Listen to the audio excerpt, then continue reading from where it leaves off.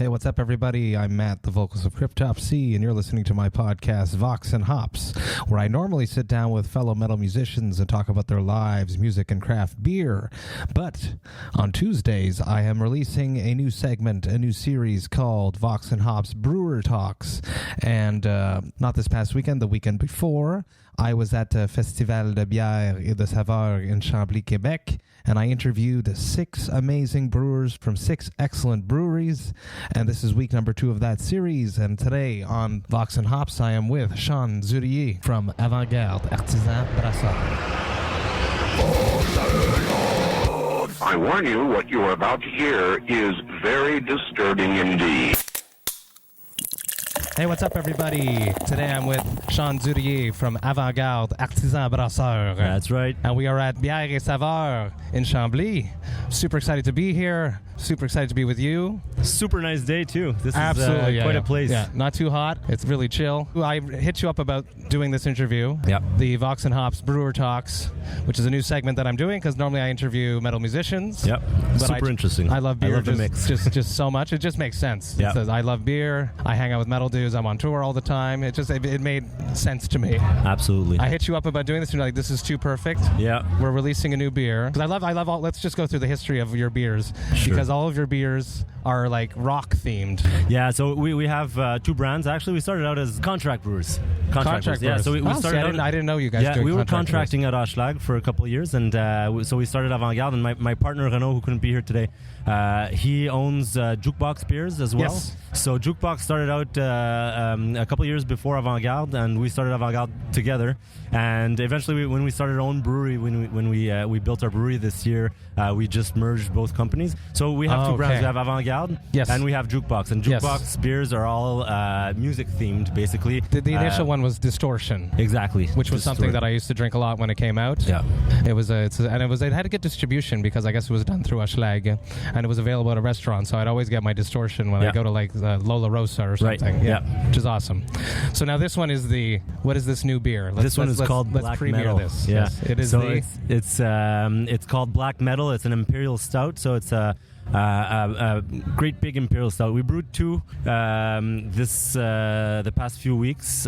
We brewed one for Avant-Garde, which is an Imperial Dry Stout, which is a bit lower ABV. It's 8.2%. It's pretty dry, so it's not like a typical Imperial Stout. It's a bit more sessionable, if you will, even though it's 8%. And this one, well, we just went, all in with this one, so we have I think it ended up around 11.5%. Wow. It's which is high for our market around here. I mean, you can't go technically over 11.9. Once you're in the 12%, you kind of have to pay taxes like wine or spirits. Really? Actually, I didn't know that. Okay. Yeah, so anyway, so this is like a really typical, it's not a very heavy Imperial Stout, but I mean it has that residual sugar. It finishes quite roundly. It's bitter, Smells but not amazing. too bitter. Yeah. It's very balanced. It's chocolatey and a typical American Imperial Stout. That's what we were aiming for with this one. Let's see what it's got. It's as black as my soul. Cheers, man. And it smells chocolatey and amazing. Oh, it's good. It's not too boozy. No, right it's at the end it comes in there. Smooth for that high ABV. It's good. Yeah. And we gave it a little dry hop with classic Centennial and Columbus. So it's a kind of a classic American Imperial Stout. It's gonna be. I'm definitely gonna pick this up over the winter. Awesome. Actually, we made a few kegs. So we're only gonna have it on tap at our tap room for now, but we put all the rest in bourbon barrels, and we're gonna try to release it for just before Christmas. But I don't know, it's a little bit short. It has to be ready. It has to be ready. Yeah, exactly. Brings me to question. Le Castal is the brewery that got me into craft beer. Really, the Yakima IPA changed my mind. So many others. Yes. They've been trying to make a New England IPA, and they keep just coming up short. Right. They announced they were going to release it and to start distribution of it, and then they pulled it and said no. It turned the diacetyl factor happens, which means that the beer ends up tasting a bit buttery, and they just scrapped their whole. Good for them. I mean, is that something that you would do?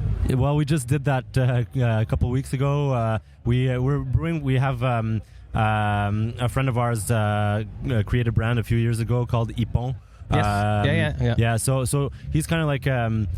We're not officially partners, but he's been basically following Renault with Jukebox. Renault has been brewing his beers on his Jukebox contract since, forever. So when we built our own facility, he followed us and we're brewing his beers. And we just, he came out with a strawberry goza. And, it was a great beer. The tests were awesome. But, it just turned somewhere in the process and we just... We canned half of it and then we just stopped. Said we can't. It's not good for the brand. So you can't. It's not good something. for the brand. It's like a band that you write an album. Yeah. And then all of a sudden, you realize that you're not into it. You're not. You don't believe it. You can't stand behind it. It doesn't represent what you are or what you're capable of. Yep. And it's best to just not put your worst foot forward. Absolutely. Especially when there's so much competition in the beer world. Exactly. You have to take the hit, I think, and that's one of the things that'll. Separate the better breweries from the not so good breweries, I think, is the ones that can actually take the hit and not release a product that they're not proud of, because in the next years the beer market in Quebec is going to be it's already, it's insane. I don't want to see it say it's saturated, but there's still a lot of room, but there's a lot of new beers on the market and it's hard to get in front of what's going on. So if you're releasing products that are not up to par, I don't think that you'll be quickly forgotten. Yeah, for sure. I think so. Where do you think the beer game is going? What is the next big style? Everyone's on the hazy IPA right now. Yeah. What do you think? What do I think? I think that IPAs are always going to be the next big thing. It's hard to say what's going to be the next New England IPA. I think that, lagers have been having a comeback since the past few years, but I think it remains like a beer geek thing. I love lagers. We brew a Pilsner, a French Pilsner, which it's my go-to beer at home. Oh, it's really the Jet Set, right? Jet Set, I like it very much. You guys did a version once that was a bit different. I really like that one. What was that? It was an American version. Actually, the idea behind the beer was to decline different versions of it using, like, I say a French Pilsner. It's not actually French because we're in Quebec and it talks with an accent. Yeah. The idea was to use ingredients. We have Alsatian hops, and our malt is from a French malting company. And the idea was to do different versions with different ingredients. Yes. From, the U.S., from Great Britain, wherever, Czech Republic. And then you could change, like, the name, like Jet Set. And Jet Set makes sense, too, because it's traveling. Exactly. Jet Set. That was the idea. And so we wanted to make different versions of our Pilsner, right? And it ended up, it didn't have the impact that we wanted, and a lot of it is our fault because we had the same label and we just made minor changes to the label, but people didn't understand really, the difference between both. So you ended up with, two different products which were basically kind of like the same label, and side by store side. Clerks might not be smart enough to actually. Exactly. No disrespect to store clerks out there. So anyway, we ended up just keeping the original version, which we really, really liked in the first place. So that's So I think to get back to your question, where is the beer market going in the next few years? I think that IPAs are always going to be the trend. People love hops. And, besides that, I think lagers, I'm interested in brewing more lagers. I think it's difficult, though, because it's different, right? Ales are easier. Lagers take longer because they need to be cold, right? Yeah, they need to be cold stored, basically. So it costs more to make them almost. Yeah, it costs more, and it takes up a lot of space if you want to, properly lager a beer. An ale would take like 10 days. Something like that. And a lager's like 3 weeks. Lager, there's no real... dedicated time. The fermentation is more or less the same amount of time. So, but after that, you're supposed to basically cold store and cold condition the lager. And I was talking to some of my friends here who were in the Czech Republic a couple of weeks ago, and they say breweries there typically they keep their beer for 6 months. In a cold, They just put it in some basement room, though. Yeah, some basement room, but they have huge cellars, with dozens and dozens of tanks to keep their beer for 6 months. It's their history, though. It's their history. When you set up a brewery, it's a part of your setup. Yeah. Because it's their history. They just grew up making Czech Pilsners their whole life. Yeah, exactly. But it's hard to to have, a big enough facility to be able to actually properly lager beer. So, I mean, we lager our Pilsner for 1 month, which is okay. I think it makes a great beer. I'd like to do more, and we'll see. We'll maybe invest in lagering tanks or something like that. But yeah, we'll see. That's awesome. Yeah. How refreshing was it to finally get to brew your beer? I know that when you're doing contract brewing, you can't actually do anything. Yeah. How hard was that just to it's like someone taking your baby. Yeah. Or it's almost like you like, or for like a band, it's like I write down my lyrics and I ship it to some guy and let him scream into the microphone for me. Sure. Yeah. I had I don't want to say I was lucky, but we were like when we brewed at Hochelag, when we started Avant-Garde, we were one of the first brands to sign with Hochelag. And I've been working in the brewing industry. I've been a brewer for almost 8 years now, and so we went to see them, and basically we had them hire me as a head brewer there. So I was head brewer at Hochelag for 2 years. Awesome. So I had the the latitude to, like, I was there every day. I could brew my own beers, and you were okay. Got it. Because you worked for Hochelag. Yeah, exactly. I wasn't always brewing my own beers. I brewed beers for everybody and everything, but I was there all the time, and I could I was there to make the important decisions. So that was, kind of like the best of both worlds. But then when I left Hochelag to start working on our brewery project, we were, like, for a year, they were brewing our beers without, without the supervision that I used to have. And it's pretty tough. I mean... Did you feel that the quality was the same? Or was there ever a time that you were disappointed? There were times, yeah, for sure. I mean, they do a good job in general, but I mean, to be able to do it yourself in your own facility and take the time that you need. There's no one to blame but yourself in that situation. Well, that's the thing. Which is that's the thing. Comforting almost. Yeah, exactly. And it's it's easier to make minor changes and stuff like that. I'd say the major factor, the major difference was that planning our production is quite a bit easier because we only have our beers to brew. Yes. At Hochelag, that was the main challenge, I would say, is that you want to brew a beer and come out with a summer seasonal in May, and then it would sometimes only be brewed in August, and then you kind of miss the boat because there's so many people brewing. Yes. And like if they have lineup. like a problem or something, well, everybody's beers just get pushed back. Yeah. So that was the main frustration when there were frustrations. But I'd say it was a overall good experience. They put out excellent products. Yeah. I definitely praise them. Yeah, definitely.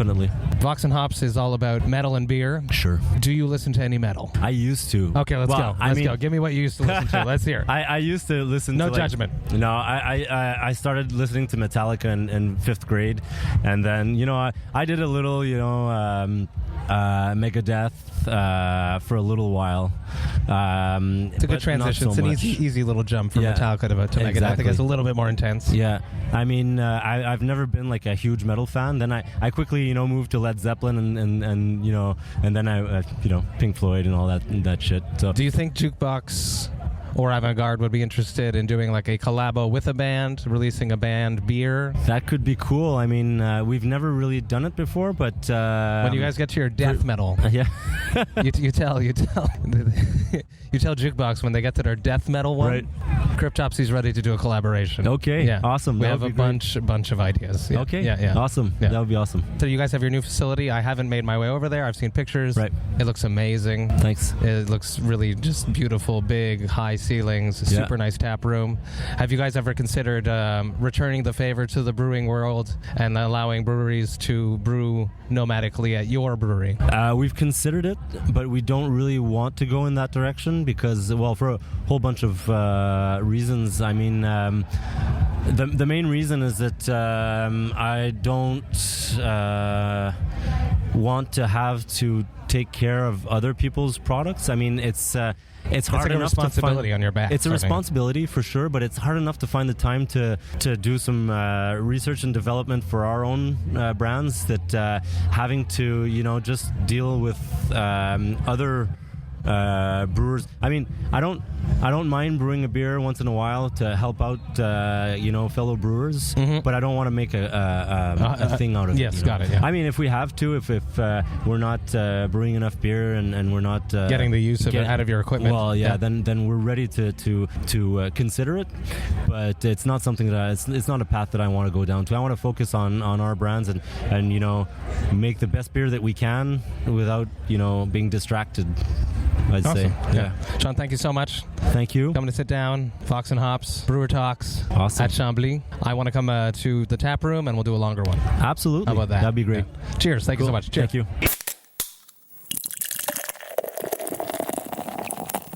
Hey, thank you all so much for listening right to the end. Shawn was so cool, just right away, we clicked. I could tell that we're going to hook up again. We're going to have a good time, just like we did that day. I like it when that happens. When you're doing these interviews, sometimes you don't really know the people beforehand. I've always been a fan of Avant-Garde Beers. They have this excellent Wild series that's been coming out that I wanted to talk to Shawn about, but I never got around to doing it. So, Shawn, if you're listening right now, thank you so much for sitting down with me, and I love that Wild series. Just so interesting, all these different takes of wild fermentation beers aged in different casks. If you are into beers like that, you should absolutely check out Avant-Garde Artisans Brasseurs Wild series. Just a side note, I have just mailed out all of the first Vox and Hops t-shirts, the Enjoy Life Metal and Craft Beer t-shirts. I'm super stoked to have gotten them out. They are headed your way, and I'm looking forward to seeing all you beautiful people wearing the very first Vox and Hops shirts. You send me those pictures, and I will share them on my socials. Super excited to get those. I hope you guys had a great weekend. I hope you have a great rest of the week. And remember to enjoy life, metal, and craft beer. Cheers, Vox and Hops heads.